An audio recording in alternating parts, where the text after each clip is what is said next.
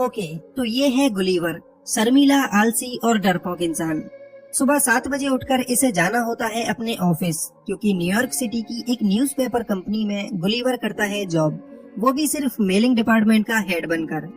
अब एक दिन गुलीवर के ऑफिस में डैन क्विंट नाम का एक नया एम्प्लॉयर आता है, जिसकी गुलीवर से दोस्ती हो जाती है। अब क्योंकि गुलीवर उसका सीनियर है और डैन उसका जूनियर, इसलिए गुलीवर खुद को ओवर स्मार्ट दिखाने की कोशिश करता है, जो कि असल में वो एक फुद्दू किस्म का आदमी है। और ये है मिस डार्सी, जिसके ऊपर गुलीवर अपनी जान छिड़कता है। कई सालों से बेचारा डार्सी के साथ स्वयंवर रचाने के सपने देख रहा है, लेकिन दिल की बात जुबान तक लाने की हिम्मत कहाँ बेचारे में। अब एक दिन गुलीवर के पास डैन आता है एक नोटिस लेकर और उसे बताता है कि मेरा प्रमोशन हो चुका है, आज से मैं इस मेलिंग डिपार्टमेंट का हेड हूँ और अब से तुम मेरे जूनियर हो। ये जानने के बाद बेचारे गुलीवर को शौक लगता है, क्योंकि सालों से वो इस ऑफिस में रगड़ रहा है, लेकिन उसका तो कभी प्रमोशन नहीं हुआ और ये कल का लौंडा आते ही बाजी मार गया। गुलीवर का लटका हुआ चेहरा देख डैन उससे कहता है कि बेटा, तुम्हारे अंदर कोई कमी नहीं है, बस तुम हो एक फट्टू इंसान जो कभी अपने लिए कुछ भी नहीं बोल पाता, और इसीलिए आज तक डार्सी भी तुमसे दूर है। अगर ऐसा ही रहा तो वो जाएगी किसी और के साथ और तुम करना प्यार उसके बच्चों के साथ। अब क्योंकि डैन ने गुलीवर की हिम्मत को ललकारा था, इसलिए गुलीवर को आता है गुस्सा और वो पूरी हिम्मत के साथ जा पहुंचता है डार्सी के ऑफिस में। लगता है आज तो गुलीवर अपने दिल की बात कह कर ही रहेगा, लेकिन ये क्या, गुलीवर की तो फिर से हवा निकल गई और वो दुम दबा के ऑफिस से जाने लगा। तभी डार्सी की नजर गुलीवर पर पड़ती है और वो उससे पूछती है, तुम यहाँ पर कैसे आए मोटू राम। अब बेचारा गुलीवर हड़बड़ी में एक ट्रैवलिंग फॉर्म उठा लेता है। ये देख डार्सी उससे कहती है, अरे वाह, तुम्हारा भी ट्रैवलिंग में इंटरेस्ट है, और गुलीवर को ट्रैवलिंग के ऊपर कुछ आर्टिकल लिखने को कह देती है। गुलीवर बेचारा जो कभी न्यूयॉर्क से बाहर ही नहीं गया, वो कैसे ट्रैवलिंग पर कुछ भी लिख सकता था, पर क्योंकि डार्सी मैडम ने कहा है, इसलिए गुलीवर पीछे भी तो नहीं हट सकता था। घर पहुंचकर गुलीवर का हाल कुछ यूँ होता है कि आगे कुआं पीछे खाई, हर तरफ से आफत आई। लेकिन फिर गुलीवर को आता है एक आइडिया और कंप्यूटर पे जाकर वो शुरू करता है कॉपी पेस्ट का काम। अगले दिन गुलीवर पूरे कॉन्फिडेंस के साथ डार्सी को अपने आर्टिकल्स दिखाता है, जो चुराए गए थे इंटरनेट से। गुलीवर के आर्टिकल देख डार्सी हो जाती है बहुत ही ज्यादा इम्प्रेस और कहती है, तुम कहाँ थे अब तक छुपे रुस्तम। इसके बाद डार्सी गुलीवर को अपना एक प्रोजेक्ट दे देती है, जिस पर वो खुद काम करने वाली थी, और ये प्रोजेक्ट था बरमूडा ट्रायंगल में जाकर उसके ऊपर रिसर्च करते हुए आर्टिकल लिखना। गुलीवर इसके लिए फटाक से राजी हो जाता है, क्योंकि उसके ख्यालों की मलिका उससे इम्प्रेस हुई जा रही थी। अब यहाँ से गुलीवर जा पहुँचता है बरमूडा, जहाँ एक बोट उसका इंतजार कर रही थी। बोट में बैठकर गुलीवर फुल एंजॉय के साथ आगे बढ़ता है, कई सारी कोल्ड ड्रिंक खाली कर देता है और फिर रोबोट बनाने वाली एक बुक को पढ़ने लगता है। लेकिन बुक पढ़ते पढ़ते गुलीवर को नींद आ जाती है। कुछ देर बाद गुलीवर की आंख खुलती है तो उसके सामने एक समुद्री तूफान होता है। गुलीवर की आंखें और मुंह सब के सब फटे रह जाते हैं और वो अपनी बोट समेत उसी तूफान में कहीं गुम हो जाता है। अगले दिन गुलीवर को होश आता है तो उसकी बॉडी पर चींटियां जैसे कुछ रेंग रही होती हैं। वो सर उठाकर देखता है तो ये तो इंसान होते हैं, जो बिल्कुल कीड़े मकोड़े जितने साइज के थे। गुलीवर की पूरी बॉडी रस्सियों से बंधी हुई थी और उस नन्ही फौज का कैप्टन जनरल एडवर्ड गुलीवर को बताता है, तुम पर इल्जाम है कि तुमने हमारे जानी दुश्मन ब्लेफुसियन की मदद की है, इसलिए तुम्हें कैदी बनाकर हमारे बादशाह सलामत के पास पेश किया जाएगा। गुलीवर को कुछ भी समझ नहीं आता ये सब क्या है, और वो सारी रस्सियों को तोड़कर उठ खड़ा होता है। वो सोचता है कि वो कोई सपना देख रहा है और अपनी आंखें बंद कर लेता है। तभी जनरल एडवर्ड अपना भाला लेकर गुलीवर के पैर में दे मारता है। इसके बाद पूरी सेना गुलीवर की रस्सियां पकड़कर खींचने लगती है, जिससे उसकी पैंट तो उतरती ही है, साथ ही वो जमीन पर गिर पड़ता है। फिर बेचारे गुलीवर को लकड़ी की गाड़ी पर लेटाकर लिलीपुट साम्राज्य में लाया जाता है। उस राज्य के बच्चे, औरतें सब गुलीवर को देखने के लिए इकट्ठा हो जाते हैं, क्योंकि उनके लिए तो गुलीवर एक राक्षस है। अब राक्षस गुलीवर को राजा के सामने पेश किया जाता है, जहाँ जनरल एडवर्ड राजा को बताता है कि ये राक्षस एक ब्लेफिसियन जासूस है, जो हमारे दुश्मन राज्य के साथ मिला हुआ है। गुलीवर उनसे कहता है, देखो भैया, मैं कोई ब्लूफिशमैन नहीं हूँ, मुझे तो पता भी नहीं वो कौन है। लेकिन जनरल एडवर्ड उसकी ये बात किसी के भी सामने चलने नहीं देता, क्योंकि उसे अपनी बहादुरी के कारनामे दिखाते हुए राजा की बेटी प्रिंसेस मैरी को जो पटाना था। जनरल एडवर्ड गुलीवर को एक गुफा में बनी हुई जेल में कैद कर देता है, जिसमें उसे खाने के लिए घास फूस दिया जाता है। अब यहाँ पर गुलीवर की मुलाकात होती है होरोशियो नाम के एक और कैदी से, जिसकी खता ये थी कि उसने प्रिंसेस मैरी को प्यार भरी नजरों से देखा था और तब से ही उसे बंदी बना लिया गया। यहाँ जब दो कैदी मिलते हैं तो दोनों के बीच बहुत अच्छी दोस्ती हो जाती है। अब यहाँ से शुरू होती है गुलिवर की मजदूरों वाली जिंदगी। उस बेचारे को बैलों की जगह हल में लगाया जाता है और जनरल एडवर्ड उसकी सवारी करता है। फिर एक दिन लिलीपुट साम्राज्य पर दुश्मन राज्य ब्लेफुशियन हमला कर देता है और पूरे महल में आग लगा देता है। हमला देखकर जनरल एडवर्ड सब लोगों से कहता है, हमारी प्रिंसेस को हम बचाएंगे, कोई हमारे बीच में नहीं आएगा। लेकिन दुश्मन सेना के लोग प्रिंसेस को किडनैप कर ही चुके होते हैं। जब तक एडवर्ड वहां पहुंचता तब तक तो प्रिंसेस गायब हो जाती।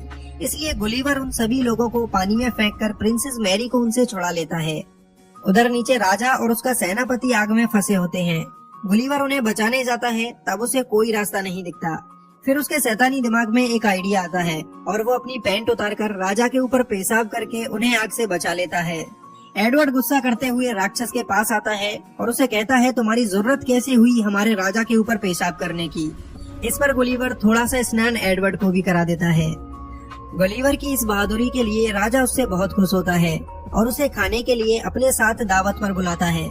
लेकिन गुलिवर उनसे एक शर्त रखता है कि दावत पर वो तभी आएगा जब उसके दोस्त होरेशियो को कैद से आजाद कर दिया जाएगा। राजा उसकी ये शर्त मान लेता है और होरेशियो को आजाद करके उसे भी गुलिवर के साथ दावत पर आने का न्योता देता है। दावत के टाइम राजा गुलिवर से उसके बारे में पूछने लगता है। वो कहता है, प्यारे राक्षस, ये बताओ तुम आखिर हो कहाँ से। इस पर गुलिवर उन्हें बताता है, मैं कोई राक्षस नहीं हूँ, मेरा नाम है गुलिवर और मैं न्यूयॉर्क सिटी से आया हूँ। यहाँ पर सभी लोग गुलिवर को न्यूयॉर्क सिटी का प्रेसिडेंट समझने लगते हैं, जिसके बाद गुलिवर भी अपनी लंबी लंबी फेंकना शुरू कर देता है। वो कहता है कि मैंने न्यूयॉर्क में सभी लोगों की जान बचाई थी और इसीलिए आज मैं वहाँ का पावरफुल प्रेसिडेंट हूँ। इसके बाद राजा उससे कहता है, फिर तो तुम्हें अपनी प्रजा की बहुत फिक्र हो रही होगी। हम जल्दी ही तुम्हारी बोट ढूंढ देंगे जिससे तुम वापस अपनी प्रजा के पास जा सको। अब गुलिवर के लिए एक आलीशान बहुत बड़ा घर तैयार कराया जाता है, जिसमें सैकड़ों मजदूर हर वक्त उसकी सेवा के लिए लगे रहते हैं ताकि बड़े आराम से गुलिवर यहाँ पर रह सके। एक दिन होरेशियो गुलिवर से पूछता है कि आखिर प्रिंसेस को कैसे इम्प्रेस किया जाए, क्योंकि होरेशियो प्रिंसेस मैरी से बहुत प्यार करता था और उसके लिए जेल में कैदी बनकर भी तो रह चुका था। गुलिवर जो खुद डार्सी से अपनी बात नहीं कर पाया, वो यहाँ होरेशियो को लड़की पटाने के टिप्स देने लगता है। और मजे की बात तो ये है कि प्रिंसेस भी होरेशियो से इम्प्रेस हो जाती है। मतलब कुछ भी कहो, गुलिवर तो लव गुरु निकला। हाँ, ये बात अलग है, कभी खुद की लव स्टोरी शुरू न कर पाया। अब रात को ही जनरल एडवर्ड गुलिवर की बोट को ढूंढ निकलता है, क्योंकि वो जल्द से जल्द गुलिवर को यहाँ से भगाना चाहता था। खबर सुनते ही गुलिवर काफी खुश होता है, क्योंकि वो अब अपने घर डार्सी के पास जा सकता था। गुलिवर आकर देखता है तो उसकी बोट टूटी हुई पड़ी थी, जिसे सही होने में कम से कम 1 हफ्ते का वक्त लगेगा। तभी उन लोगों को वहाँ पर गुलिवर का फोन भी पड़ा मिलता है, जो अभी तक ऑन था। गुलिवर अपना फोन उठाता है तो उसमें 12 वॉइस मैसेज पड़े थे, जो कि डार्सी के थे। डार्सी को ये पता चल चुका था कि गुलिवर ने वो सारे आर्टिकल इंटरनेट से कॉपी किए थे, इसलिए वो गुलिवर से काफी ज्यादा गुस्सा थी। वॉइस मैसेजेस सुनने के बाद गुलिवर की हालत खराब हो जाती है। वो अब डार्सी का सामना नहीं करना चाहता था, इसलिए लिलीपुट में रुकने का ही मन बना लेता है। गुलिवर के रुकने से पूरा साम्राज्य बहुत खुश होता है, सिवाय एडवर्ड को छोड़कर। एडवर्ड नहीं चाहता था कि गुलिवर यहाँ रुके, इसलिए वो राजा के पास जाकर राजा के कान भरने लगता है। इस पर राजा एडवर्ड की बात मानने की जगह गुलिवर को ही पूरे साम्राज्य का जनरल बना देता है। अब से एडवर्ड की जगह गुलिवर ही पूरी साम्राज्य की सुरक्षा देखेगा। अब एक बार फिर ब्लेफुशियन की सेना लिलीपुट पर हमला कर देती है और एडवर्ड को मौका मिल जाता है गुलिवर को नीचा दिखाने का। एडवर्ड पूरी सुरक्षा व्यवस्था को ही हटा देता है, जिससे गुलिवर लिलीपुट को दुश्मन से बचा ना पाए। हमले की खबर सुनकर गुलिवर दुश्मनों को रोकने के लिए आता है और अपने कपड़े उतारकर पानी में घुस जाता है। पानी में जाकर वो दुश्मनों को समझाता है कि मुझे कोई लड़ाई नहीं करनी, मैं वैसे ही तुम्हें मारने की एक्टिंग करूंगा और तुम यहाँ से भाग जाना। लेकिन ब्लेफुशियन के लोग गुलिवर से दोस्ती करने तो आए नहीं थे, इसलिए पूरी सेना उसके ऊपर हमला करने लगती है और ये देख एडवर्ड काफी खुश होता है। लेकिन फिर गुलिवर को गुस्सा आता है और वो दुश्मन के सारे जहाजों की रस्सियां पकड़कर उन्हें पानी के बाहर फेंक देता है और एक बार फिर से गुलिवर की जय जयकार शुरू हो जाती है। राजा एक बार फिर गुलिवर से काफी खुश हो जाता है। अब तो गुलिवर के शौक मौज के लिए और भी अच्छे इंतजाम कर दिए जाते हैं, जिसमें उसकी मसाज करना, बाल काटना सब कुछ शामिल होता है। उधर गुस्से से भरा हुआ एडवर्ड जाकर दुश्मन राज्य ब्लेफुशियन से मिल जाता है और गुलिवर की बोट से रोबोट बनाने वाली बुक निकालकर एक विशालकाय रोबोट तैयार करता है जिससे गुलिवर को हराया जा सके। ब्लेफोसियन के लोग लिलीपुट पर एक बार फिर से हमला करते हैं और गुलिवर फिर से तैयार है उन छोटे लोगों को हराने के लिए। लेकिन उसका सामना जब एडवर्ड के रोबोट से होता है तो गुलिवर की हवा टाइट हो जाती है क्योंकि ये रोबोट गुलिवर से भी काफी ज्यादा बड़ा था। एडवर्ड गुलिवर की पैंट पकड़कर उसे हवा में लटका लेता है और गुलिवर यहाँ पर हार मान लेता है। इससे पूरे लिलीपुट को गुलिवर की सच्चाई का पता चल जाता है। गुलिवर उन्हें खुद बताता है कि वो कोई बहादुर प्रेसिडेंट नहीं है, सिर्फ एक नॉर्मल इंसान है और सिर्फ हवाबाजी के लिए उसने ये बड़ी बड़ी बातें फेंकी थी। तो अब यहाँ से एडवर्ड गुलिवर को बांधकर एक ऐसी जगह फिकवा देता है जहाँ पर आज तक किसी ने भी जाने की हिम्मत नहीं की थी। गुलिवर किनारे पर पड़ा होता है, तभी एक लड़की उसे गिलास में बंद कर लेती है क्योंकि वो लड़की गुलिवर के आगे बहुत ही विशालकाय थी, जिसके सामने गुलिवर भी चींटी जैसा लगता है। वो बच्ची गुलिवर को अपनी डॉल बना लेती है और डॉल के कपड़े पहनाकर उसे बारबी हाउस में छोड़ देती है। इधर गुलिवर को ढूंढती हुई डार्सी भी लिलीपुट में आ पहुंचती है और उसे भी गुलिवर की तरह ही जेल में कैद कर दिया जाता है। डार्सी को देखकर होरेशियो वहां से गुलिवर के पास जा पहुंचता है और उसे बताता है कि तुम्हें ढूंढते हुए डार्सी यहाँ पर आई थी और एडवर्ड ने राजा के साथ उसे भी बंदी बना लिया है। ये सुनते ही गुलिवर डार्सी को बचाने के लिए निकल पड़ता है। जेल में आकर गुलिवर डार्सी से मिलता है, तब डार्सी उसके ऊपर गुस्सा करने लगती है। वो कहती है कि सच सच बताओ ये सब छोटे लोग कौन हैं? यहाँ पर गुलिवर डार्सी को शांत करता है और उसे सब कुछ बता देता है कि उसने डार्सी से झूठ क्यों बोला था और वो उसे कितना प्यार करता है। डार्सी के मिलते ही गुलिवर के अंदर जुनून आ जाता है और वो अब डिसाइड करता है कि वो एडवर्ड से लड़कर लिलीपुट को दुश्मनों से आजाद कराएगा। अगले दिन फिर से रोबोट और गुलिवर का सामना होता है। रोबोट फिर से गुलिवर को मारने लगता है क्योंकि एडवर्ड ने उसे और भी ज्यादा एडवांस कर दिया था। रोबोट बार बार गुलिवर के करंट लगा रहा था जिससे गुलिवर उसका कुछ नहीं बिगाड़ पा रहा था। लेकिन फिर होरेशियो के दिमाग की बत्ती जलती है और वो एक रस्सी पे लटक कर रोबोट के अंदर घुस जाता है। अंदर जाकर होरेशियो रोबोट के बाहर काट देता है जिससे अब रोबोट गुलिवर के करंट नहीं लगा पाता। मौका मिलते ही गुलिवर रोबोट के ऊपर हावी हो जाता है और बड़ी ही आसानी से वो मार मार कर रोबोट को खत्म कर देता है। लिलीपुट की पूरी प्रजा गुलिवर के लिए जोरदार तालियां बजाती है, साथ में होरेशियो के ऊपर भी फूल फेंके जाते हैं।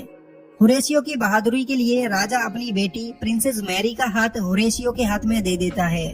उधर डार्सी भी गुलिवर के झूठ के लिए उसे माफ कर देती है और उसका प्रपोजल एक्सेप्ट करती है। इसी हैप्पी एंडिंग के साथ ये मूवी यहीं पर खत्म हो जाती है।